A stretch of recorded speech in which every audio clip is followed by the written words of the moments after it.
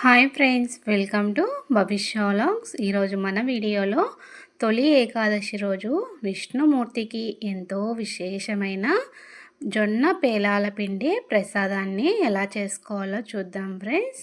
ఈ పేలాల పిండి ఏకాదశి రోజు చాలా విశేషమండి. చాలామంది ఆ రోజు స్వామివారికి ప్రసాదంగా ఈ జొన్న పేలాల పిండినే పెడతారు.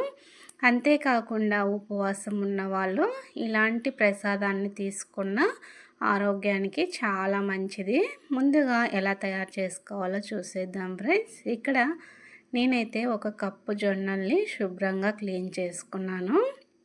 మనకి జొన్నల్లో ఎక్కడైనా చిన్న చిన్న రాళ్ళు అలాంటివి ఉంటాయి కాబట్టి ఇవి నేనైతే నార్మల్ జొన్నలే తీసుకున్నానండి, రేషన్లో ఇచ్చేటివి.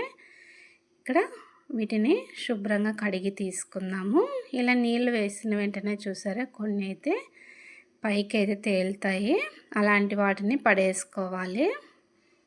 మనకి నాసుల్లాగా ఉండేటివి చిన్న చిన్నవి ఉంటాయి కదా, పూర్తిగా గింజ కానివి, అలాంటివన్నీ కూడా వెళ్ళిపోతాయి. అవి మనకి ఇందులో ఉన్నా కూడా పాప్ చేసేటప్పుడు పాప్ అవ్వనమాట. చూసారా, ఇక్కడ నేనైతే ఇవి ఒక 10 గంటల పాటు నానబెట్టుకోండి, బాగా ఉంటాయి. నేను నైట్ అయితే నానబెట్టేసాను. నైట్ నానబెట్టి మార్నింగ్ ఇంకొకసారి కడిగేసి వాటర్ తీసేసి ఇలా చిల్లులున్న బౌల్లో వేసుకోండి. నీళ్ళంతా వెళ్ళిపోయినాక మళ్ళీ ఒక క్లాత్ పైన ఇలా వేసేసుకుందాము. క్లాత్ పైన వేసుకుంటే ఇందులో తడి అంతా కూడా పోతుంది. చూసారా, ఇలా ఇంట్లోనే మనం గాలికైనా ఆరబెట్టేసుకోవచ్చు, ఎండతో పని లేదండి. చాలా సింపుల్గా చేసుకోవచ్చు ఫ్రెండ్స్. ఒక్కొక్కరు ఒక్కొక్క విధంగా చూపిస్తూ ఉంటారు కదా, ఇలా సింపుల్గా ట్రై చేసి చూడండి. అంతేకాకుండా ఇది ప్రసాదంగా అలాగే మనము కూడా ఇంట్లో పిల్లలకి చేసి పెట్టినా కూడా హెల్త్కి అయితే చాలా మంచిది. చూసారా, కొద్దిసేపు ఆరిపోయిన తర్వాత ఇలా అన్నింటినీ తీసుకొని ఇప్పుడు మనం ప్యాన్లో కొన్ని కొన్ని వేసుకుంటూ వేయించుకోవాలి. పాప్ చేసుకుందాము. నేను తీసుకున్న జొన్నలు అయితే ఇవి నార్మల్వేనండి. ఇక్కడ చూసారా, మనం కొంచెం గ్యాప్ పెట్టి మూత అనేది పూర్తిగా క్లోజ్ చేయకపోయినా పర్వాలేదు. కొంచెం పూర్తిగా క్లోజ్ చేసామనుకో ఆవిరిలాగా వచ్చి వాటర్ అనేది వస్తుంది కదా, ఇలా గ్యాప్ పెట్టామనుకో కొంచెం ఆవిరంతా పోతుంది.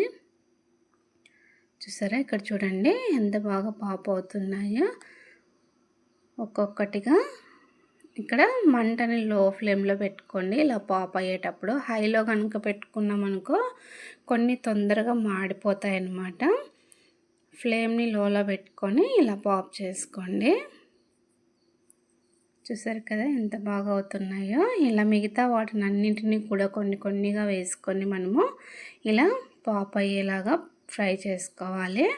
ఇక్కడ అన్నీ కూడా పాప్ అవ్వలేదు, కొన్ని చాలా మాత్రం అలాగే మిగిలిపోయాయి. అయినా పర్వాలేదండి, మనకి ఇవి మనం నానబెట్టి ఆల్రెడీ వేయించుకున్నాం కాబట్టి ఇలాగే తీసుకున్నా ఏమీ అవ్వదు. అసలు ఇవి వేగుతుంటే స్మెల్ అయితే ఎంత బాగా వస్తుందో ఫ్రెండ్స్. అంతేకాకుండా వీటిని గ్రైండ్ చేసిన తర్వాత కూడా బాగా వాసన అనేది చాలా బాగుంటుంది.